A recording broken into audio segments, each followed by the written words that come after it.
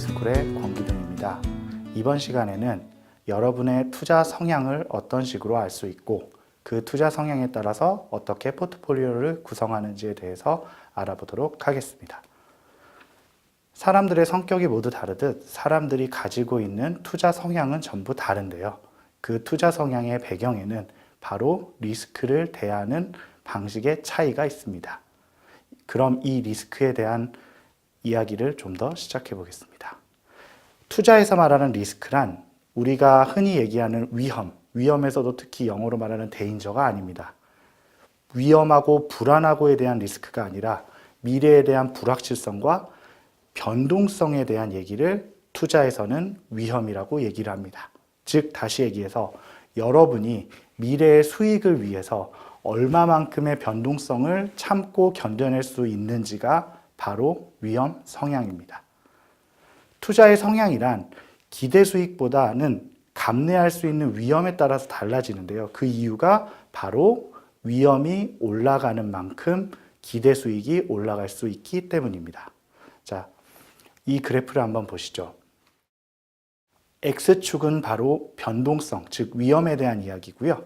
Y축은 전부 기대 수익에 대한 이야기입니다. 약간 그 부채꼴 모양으로 선이 있잖아요. 이 선이 바로 효율적 투자선이라고 이야기하는데요.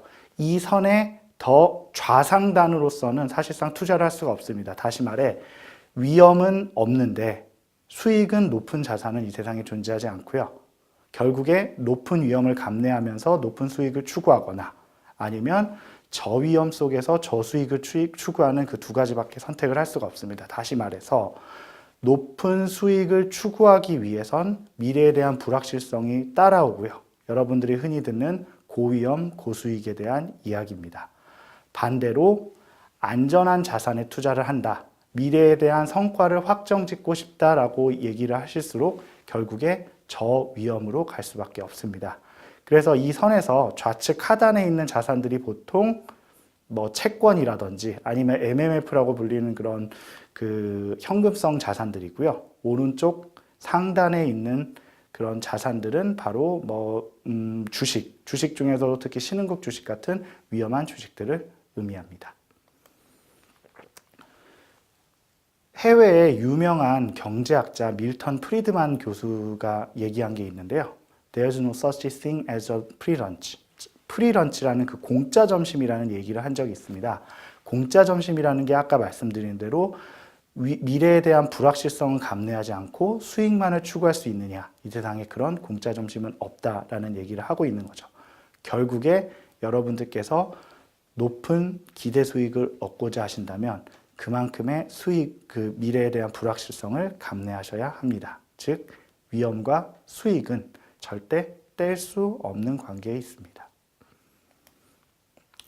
그렇다면 나의 투자 성향은 어떤 식으로 달라질까요? 보통 그 투자 회사들에서 투자 성향을 보통 5가지로 분류를 합니다. 첫 번째가 안정형, 그 다음에 안정추구형, 위험중립형, 적극투자형, 공격적 투자형 이렇게 보는데요.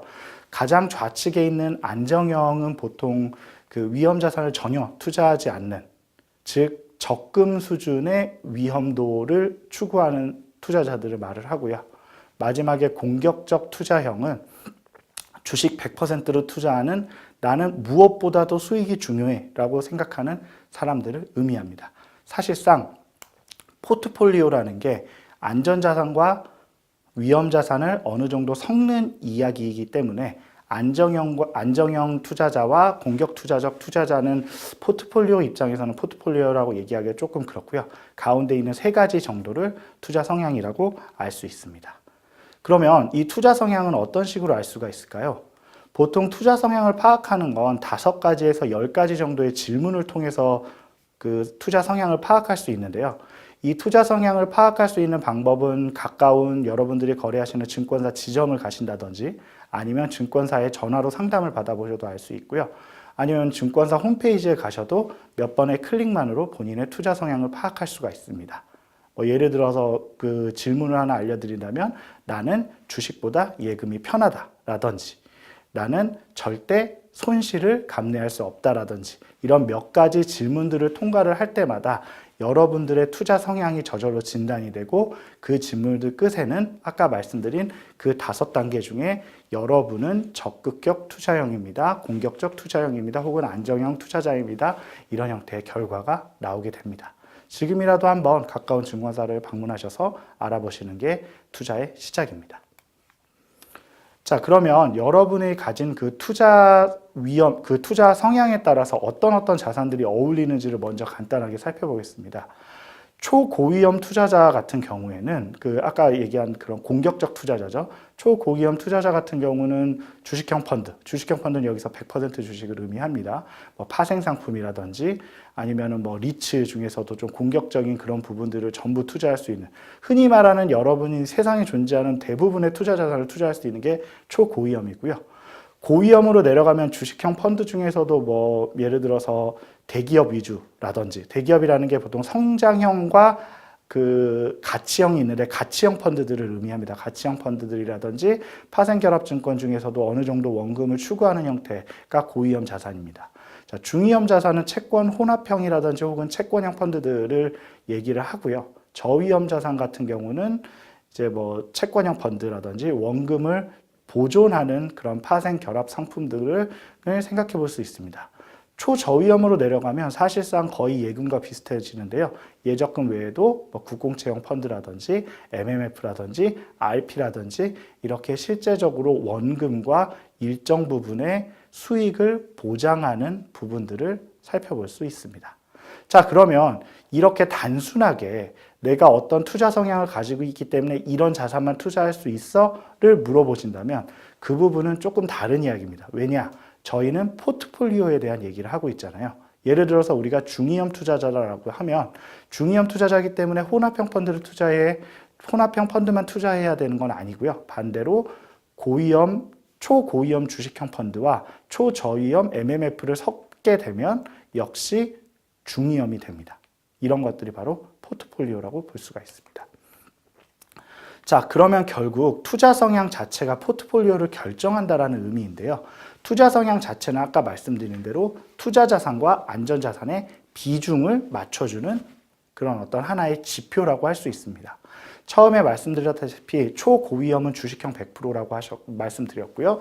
초저위험은 안전자산 100%라고 말씀드렸잖아요. 그럼 양쪽은 사실상 포트폴리오로 구성할 수 있는 여지가 거의 없고요.